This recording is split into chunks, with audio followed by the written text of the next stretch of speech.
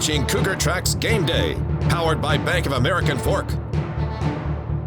Welcome on in. It's another edition of Cougar Tracks Game Day. Alex Kirry up here in Salt Lake City, Dave Noriega with a victory lap down in Provo as BYU gets the victory 37-7 over Southern Utah.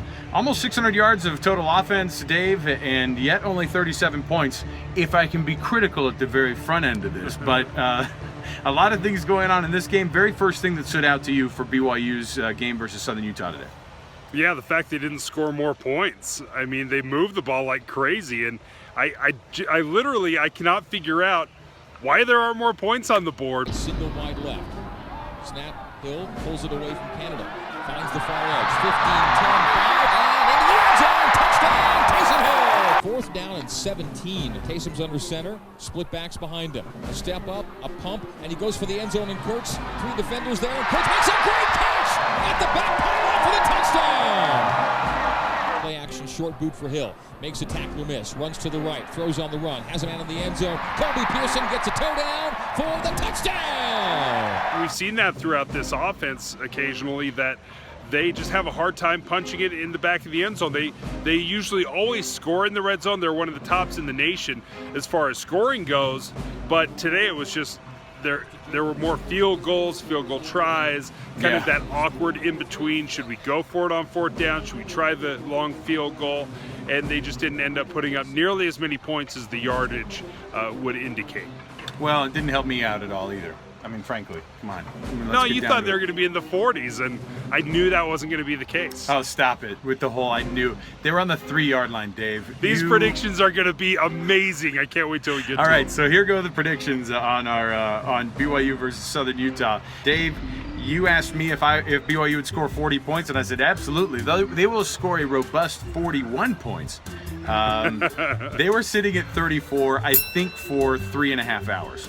So they scored 31 points in the first half. How in the world do you not get to 40 when you score 31 first half points? No, I know. They weren't doing me any favors on that one, but they didn't get to 40 again on almost 600 yards. And again, and 420 yards of passing too by the team. Also, then you asked me about passing touchdowns for BYU, and I said, and I went conservative with 3. Yeah. And they still couldn't get to 3. The Nick Kurtz elbow. Tight ends left and right. Taysom in the pocket. Pocket hold. Steps up. Goes end zone. Kurtz is there. Leaping catch. And incomplete is the call on the back line. Can we count that one, or how's that not a touchdown? I don't understand how that's not a touchdown. I'm going to give you like half points on that because, listen, if an elbow is as good as a knee, as far as being down, how is it not a touchdown? It's the first thing they hit. I was pleasantly surprised by a lot of guys in the game. You think about KJ Hall. I think Braden Al-Bakri mowed some dudes down, and it was great to see that. Now on the other questions, I asked this to you last week. I asked it to you this week. Will Tanner Mangum get more than 10 snaps? Your response was? Absolutely. Of course he would. This is Southern Utah. And I think what maybe surprised people more than anything was the fact that Ty brought him in the second quarter. He wanted to give him not just 10 snaps, but he wanted to give him some meaningful snaps with the game still in doubt. So they brought him in at 14-0, and he completed his first pass. And then, he's so jacked up, he airmails the next couple of throws. But then he settles in, and he's very efficient and threw the ball like a dream. No surprise there. We always knew he could throw, but you also kind of forget how well he throws the ball. He always throws it just the right speed, it seems. Right. Sometimes it's soft, sometimes it's hard. He just has a great feel for what to give the wide receiver. Right. All right, Dave. Then I asked you one of the toughest numbers questions that we've ever asked on these prediction games we've done. I said, look, with a game like this, BYU can't expect a ton of people to show up. I was pleasantly surprised by the public. Shame on you, students, for not showing up in the Rock to the degree that you gave Dave some sort of crazy validation on his. I asked you about attendance. What did you say numbers-wise? Well, I said 57,000.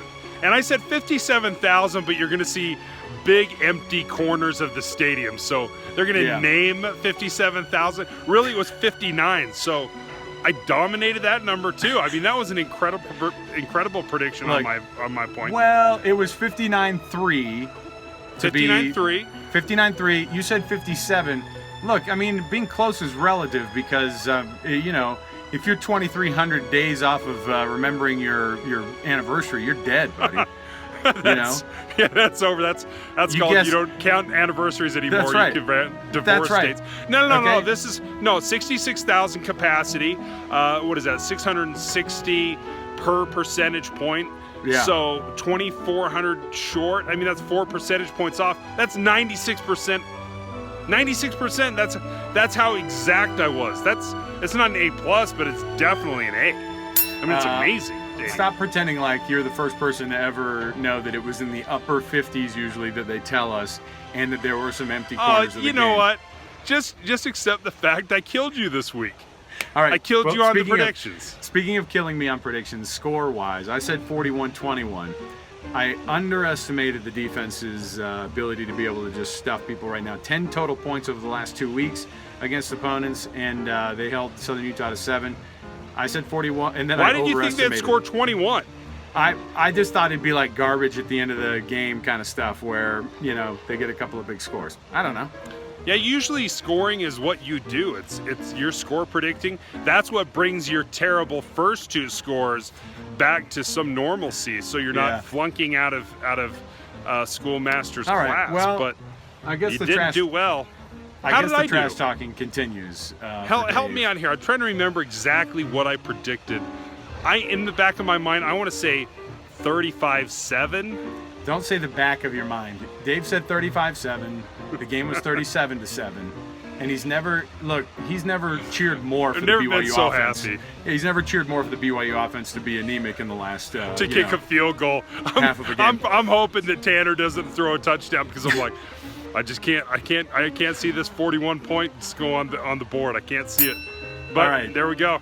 Dave Noriega from Provo. I mean, really, let's be honest. Is this the first 4-0 in prediction history? This has got to be the first 4-0 in prediction history.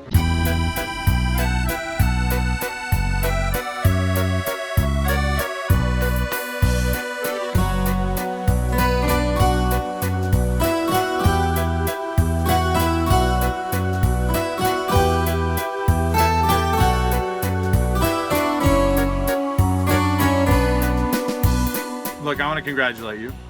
Thank you. Magnanimous. It took 10 games. I didn't expect that out of you. I didn't expect you to be magnanimous about this. Look, I respect my opponent. I respect my opponent every week. I respect my opponent every week. I'm blown away. Every week I respect my opponent. I told you I was really looking forward to, the type of performance I knew you were capable of. The type of performance I've been training you for. So, Thanks, Coach. All right. Dave Noriega from Provo, Alex Kirry in Salt Lake City. This has been another edition of Terrible Predictions. On Cougar Tracks Game Day, we'll be back next week for another edition as BYU takes on UMass. So for Dave, I'm Alex. We'll see you then. Cougar Tracks Game Day is powered by Bank of American Fork. Big city banking, small town service.